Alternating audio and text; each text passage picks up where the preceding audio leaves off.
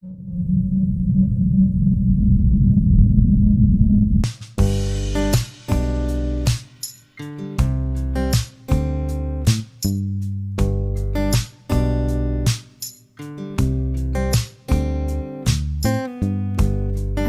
আলাইকুম দর্শক, কুকিং স্টুডিওর আজকের আয়োজনে আপনাদের সবাইকে স্বাগতম জানাচ্ছি নতুন একটি রেসিপি দেখার জন্য।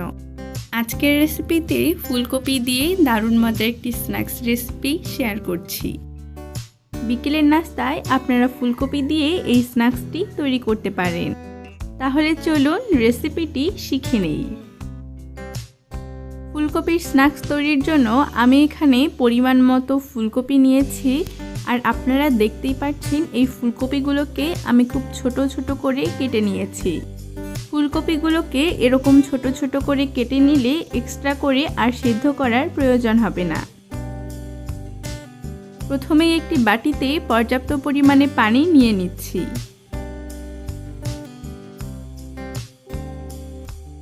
এরপর এর মধ্যে 1 চামচ লবণ দিয়ে দিব।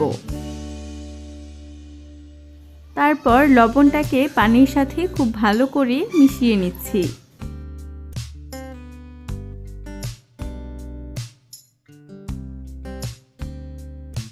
এরপর এর মধ্যে একে একে সবগুলো ফুলকপি দিয়ে দিব। এরপর 15 মিনিট ফুলকপিগুলোকে লবণ পানির মধ্যে ভিজিয়ে রাখবো, এতে করে ফুলকপির মধ্যে যদি কোনো পোকা থাকে তাহলে বের হয়ে আসবে।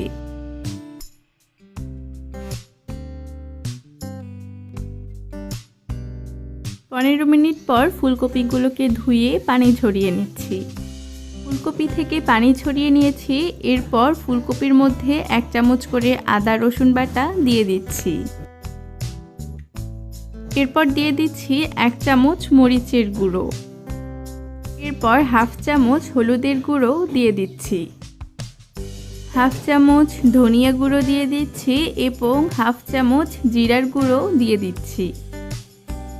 এরপর এর মধ্যে স্বাদমতো লবণ দিয়ে দিচ্ছি।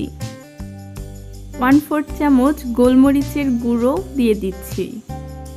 এরপর এর মধ্যে 3 চামচ টমেটো সস দিয়ে দিচ্ছি, এতে করে ফুলকপির মধ্যে টক মিষ্টি একটা ফ্লেভার চলে আসবে। তারপর সবগুলো মশলার সাথে ফুলকপিগুলোকে খুব ভালো করে মিশিয়ে নিব।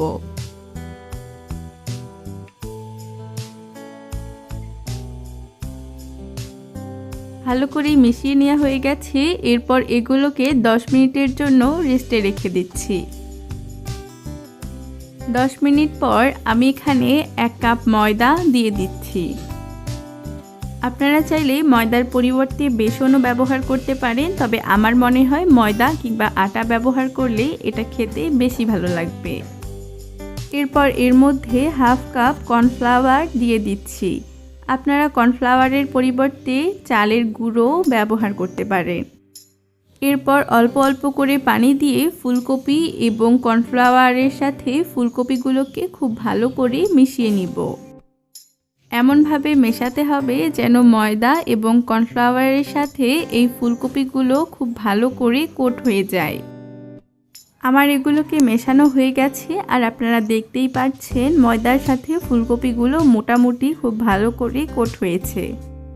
এরপর এগুলোকে ভাজতে চলে যাচ্ছি। প্রথমেই কড়াইয়ের মধ্যে পর্যাপ্ত পরিমাণ তেল দিয়ে চুলোর আঁচটাকে মিডিয়ামে রেখে তেলগুলোকে গরম করে দিয়ে চুলোর আঁচটাকে একদম লোয়ে রেখে এই ফুলকপির পকোড়াগুলোকে ভেজে নিতে হবে। যেহেতু আমরা ফুলকপিগুলোকে সিদ্ধ করে নিইনি, তাই চুলোর আঁচটাকে একদম লোয়ে রেখে ফুলকপিগুলোকে ভেজে নিতে হবে, যেন ফুলকপির ভিতর থেকে খুব ভালো করে কুক হয়। ফুলকপিগুলোকে ধীরে সুস্থে ভেজে নিচ্ছি। এরপর এর মধ্যে যখন ব্রাউন কালার চলে আসবে তখন এগুলোকে তেল ছড়িয়ে তুলে নিব। আর হ্যাঁ, এগুলোকে কড়াই থেকে তুলে সরাসরি টিস্যু পেপারের উপর দিবেন, যাতে করে এক্সট্রা তেলগুলো সোক করে নেয়। এরপর পরিবেশনের পালা। গরম গরম এই ফুলকপির স্ন্যাক্সগুলোকে টমেটো সসের সাথে পরিবেশন করতে পারেন। আশা করি আমার আজকের এই ফুলকপির স্ন্যাক্সের রেসিপিটি আপনাদের কাছে ভালো লেগেছে। ভিডিওটি ভালো লেগে থাকলে অবশ্যই একটি লাইক দিবেন, পাশাপাশি চ্যানেলটি সাবস্ক্রাইব করে পাশে থাকবেন। এতক্ষণ সময় দিয়ে আমার এই পুরো রেসিপিটি দেখার জন্য আপনাদের সবাইকে অসংখ্য ধন্যবাদ।